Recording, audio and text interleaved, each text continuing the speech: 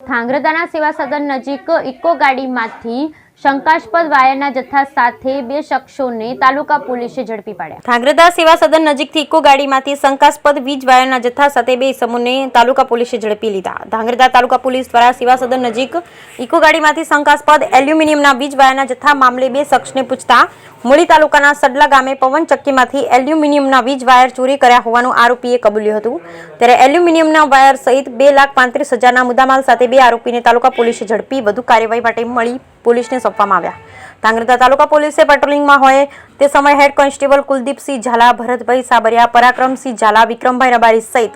Staff દ્વારા સેવા સદન નજીક એક ઇકો ગાડી શંકાસ્પદ હોવાનું જાણવા મળતા ઇકો ગાડીને અટકાવી અંદર તપાસ કરતા પાછળના ભાગે એલ્યુમિનિયમના વીજ વાયરનો જથ્થો જોવા મળતા પોલીસ દ્વારા શંકાસ્પદ વીજ વાયર જથ્થા મામલે ઇકો ગાડીમાં સવાર બે શખ્સોને પૂછતા તેઓ દ્વારા કોઈ સ્પષ્ટ જવાબ ન આપતા અને વીજ વાયર બિલ કે પુરાવા નહીં આપતા અંતે બંને શખ્સોની અટકાયત કરી હતી।